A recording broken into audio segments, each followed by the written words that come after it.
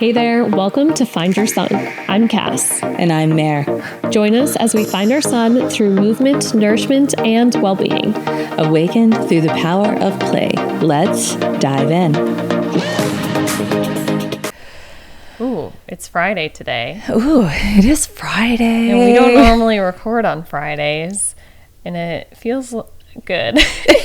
We haven't recorded yet on a Friday. No. So I feel like we're kind of coming from a more relaxed space today.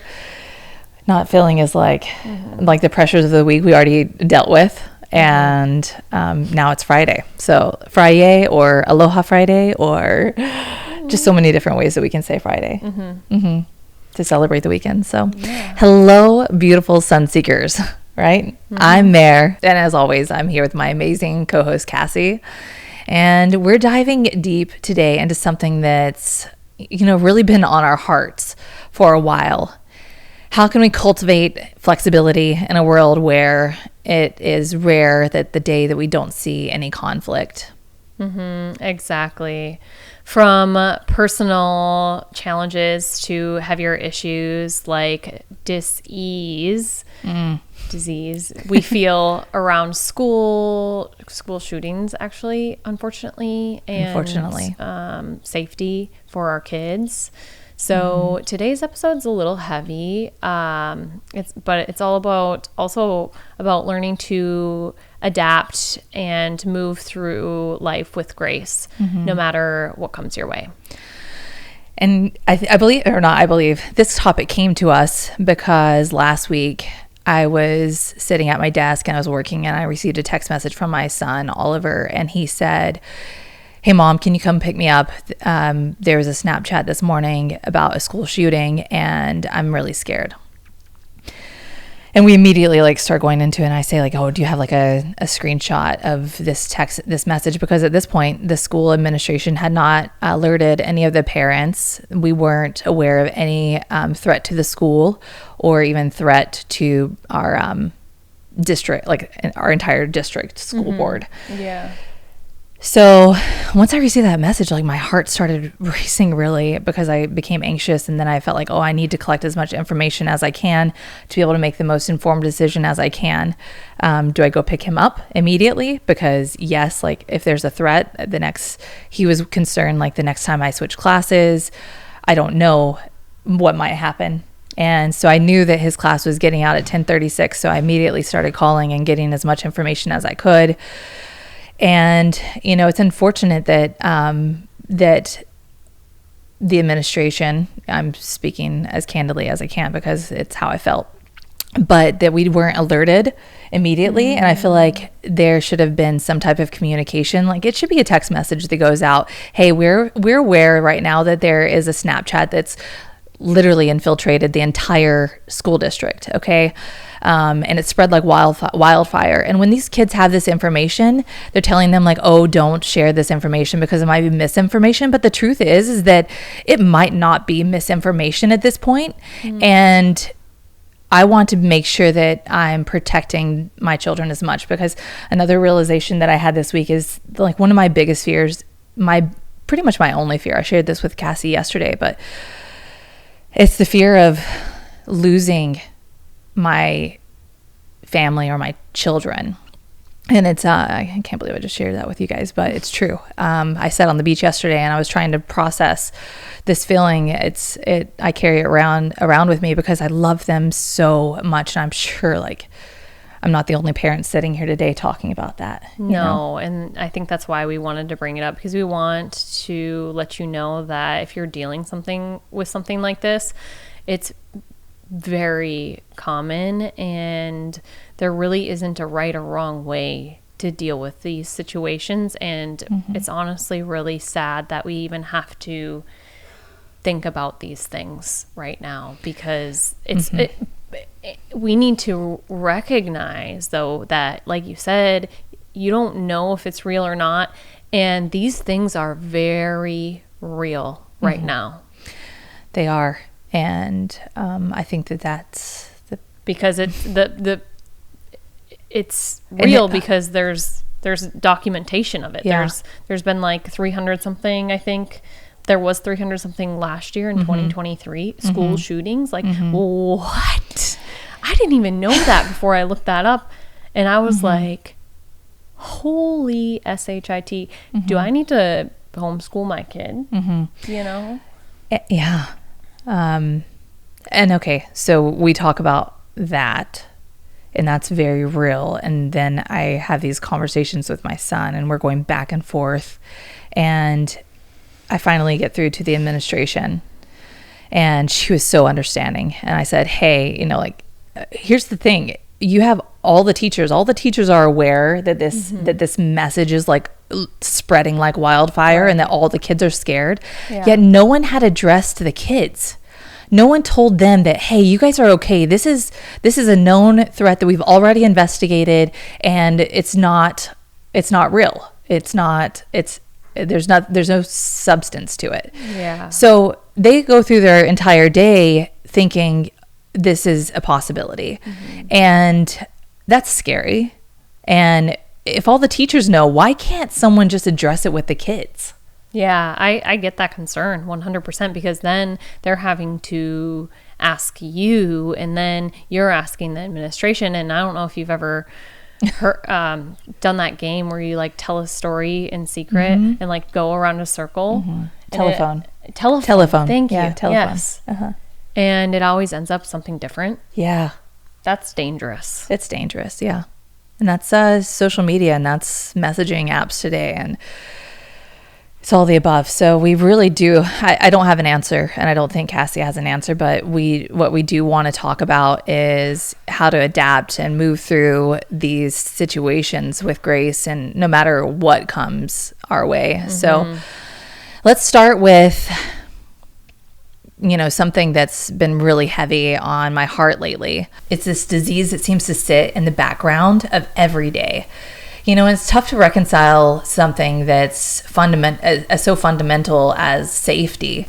Yeah, it's this shared fear, right? And it's easy to feel paralyzed by it. But the truth is, we can't let the fear stop us from living or allowing our kids to experience the world, because that's just, we're in this state of fear. Yeah. So what do you do? Like, yeah, we need to protect our children. We're like, Mama Bear wants to be like, I will bring So you natural. home. Yes. Yeah, I'll come pick you up. Yeah. I'll come pick you up. But like, there has to be, we can't just like live in a bubble. You know, that's not a way to live really either. No, it's not. And we don't have an answer. we don't have an answer. That's why I feel like I'm going back and forth. So I didn't end up picking him up that day, because I felt like I had gotten the answer that I needed from the administration, that this was not a real threat. But I feel like you won't know when there's a real threat, you know, and that's really tough. But I think that's where flexibility comes in, and we have to acknowledge that these feelings, we have to find ways to not let them rule us, right? It's a lesson in learning to bend but not break under the weight of the things that we can't control. And so I actually sat in the sand yesterday, and I just wrote, as you know, my children are now reaching their teenage years, and I just wanted to kind of let go of that fear and see if I can work through that in a new way, instead of holding on to it so tightly. That's some keen awareness. I think so. I think that's good that you're like even thinking about, I need to become a little bit more flexible, maybe, without letting the reins go. Yeah, because when they're that age at 13, it's a little tough, because their brain is not developed yet, right? Yeah, there's so much change. Yeah. And you can see so much more than they can see. When they're asking you to go do things or whatever it might be. And trust yourself, trust your gut too when you're giving them an answer. I think that's one of the biggest things too. Yeah, that feeling that you get when you're like, I don't know. I don't think that's right. Yeah. Like, let's not do that tonight. Yeah, like if your nervous system's like feeling it in your stomach or in your chest or something. But when do we trust that gut, right? When do we trust the gut? I think as often as you can. Yeah, as often as you can, because it's really valuable information. Yeah, but flexibility, this reminds me of the story that I heard recently of the intrepid traveler. And it's just like how I think about when life throws you something unexpected our way. And I want you to picture this traveler walking down a road. And as he's walking, he meets a shepherd and asks, "What kind of weather are we going to have today?" And then the shepherd responds, "The kind of weather I like." And the traveler responds, "How do you know it will be the kind of weather you like?" And the shepherd responded, "Having found out that I cannot always get what I like, I have learned to always like what I get. So I'm quite sure we will have the kind of weather I like." That's a really great story, Cassie. Thank you. It's not my story, but I know, but it's you're sharing a story that's that really touched me in a way where I was like, whoa. That life is always going to throw you something your way, and you have to learn to be like a wave and just roll with the punches, like you just. How did that story find you? I was actually doing a meditation. Yeah. Gosh, that's such a powerful way to really practice well-being.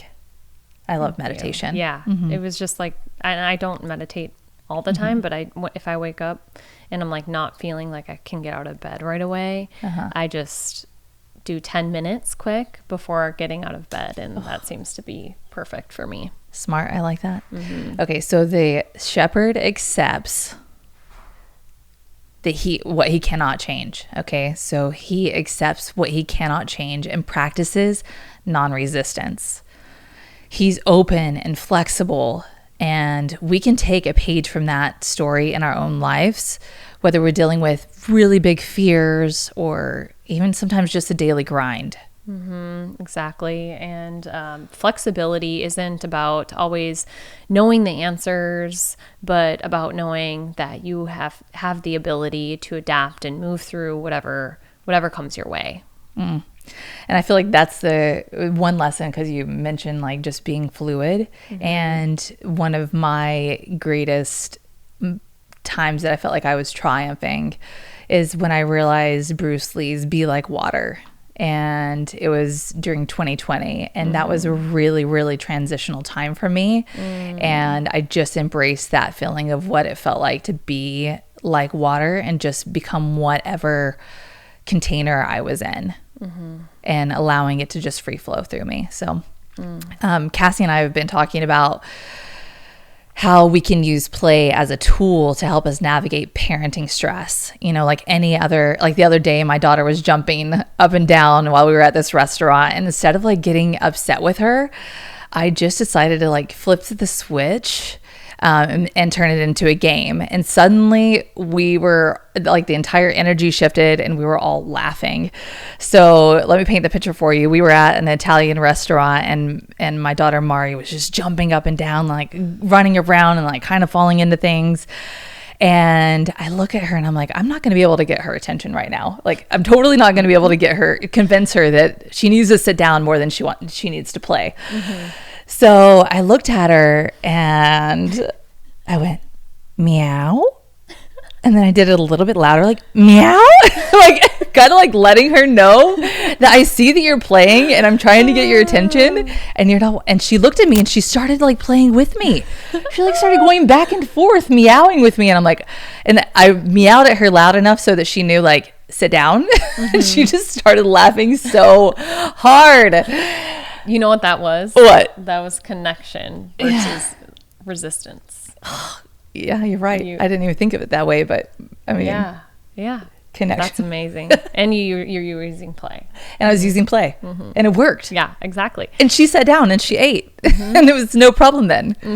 Yeah, it's like when your kids are on the edge of chaos, and instead of reacting with frustration, you flip the script, you make it fun, and it just diffuses the tension, and it gives you a way to connect with your kids in a meaningful way, while keeping your sanity intact. So true. Because all of a sudden, like the frustration, that cloudy feeling when you start to get upset about something, the resistance, it can be overpowering, right? Oof. But because I started meowing, I started having fun too with her in a different way. So we were laughing about it. Yeah. Oh, it I love those moments. In those moments, you need to give yourself a pat on the back, Meredith, because I know I'm patting myself on the back. Good job.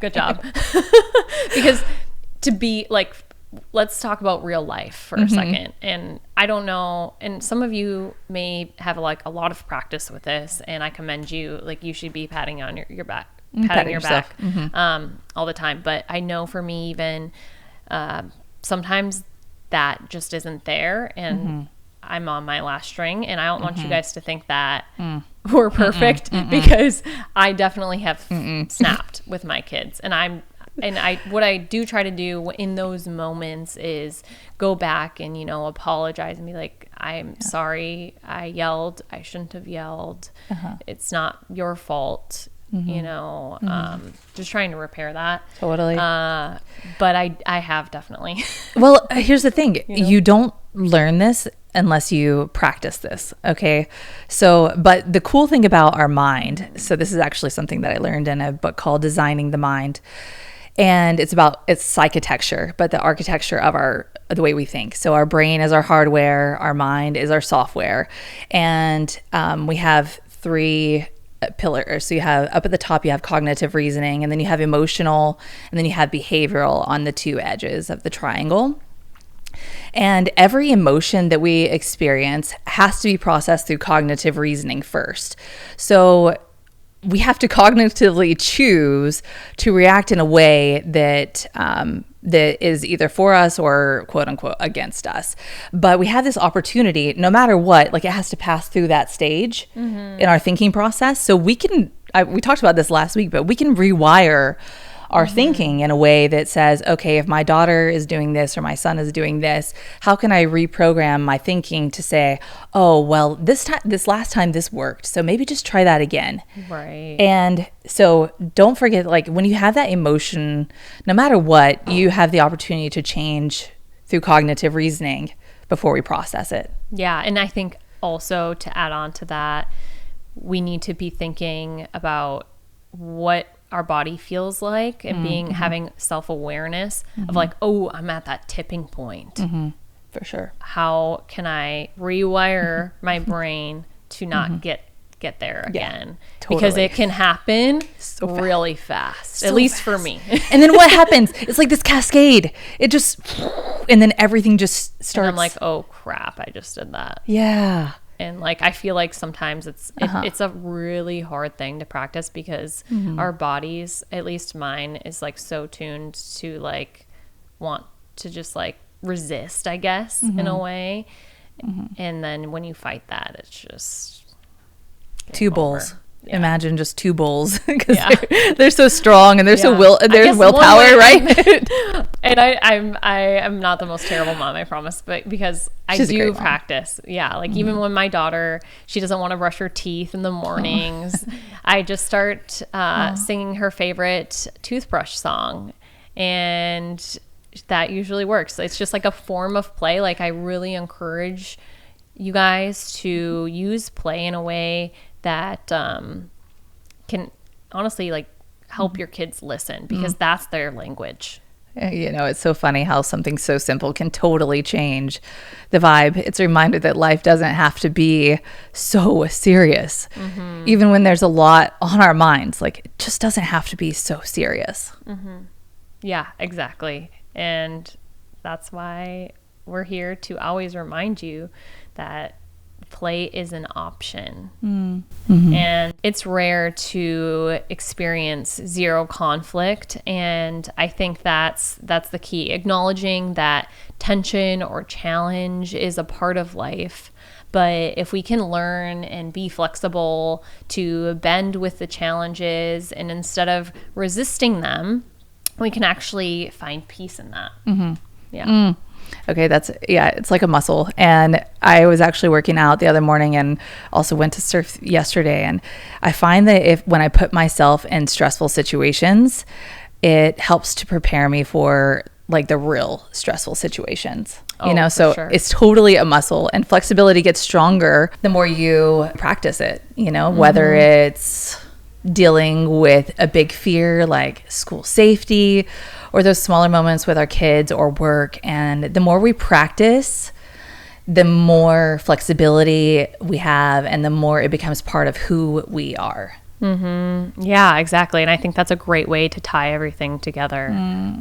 Yeah. Okay. So to our Sunseekers listening today, we want to remind you that flexibility is a gift. It's not about having control over everything, but about being able to navigate what life throws at you with resilience and grace. Yes. And when life feels overwhelming, remember the intrepid traveler story, or even just try using play in moments of stress with yourself or with your kids. Like, that is a great way to shift energy and find joy even in the chaos of what is life. So keep finding your sun. We'll see you again next week. All right. See you next episode. Bye. Thanks for tuning in. Just before you go, if you want to sprinkle some love our way without spending a dime, why not hit that subscribe button on our YouTube channel? It's like giving us a hug through the internet. So please give that button a little tap and join our Sun family. Thanks for tuning in to today's episode. We hope you found the discussions enlightening and inspiring. Please note that the information provided in this podcast is for general informational purposes only. All opinions expressed here are solely our own and do not reflect the views of any sponsors or affiliate partners. And before you apply any of the health strategies discussed on the podcast, we recommend consulting with a professional to ensure it is appropriate for your specific circumstances. Remember, we're here to spark conversation and ideas, not substitute for any professional advice.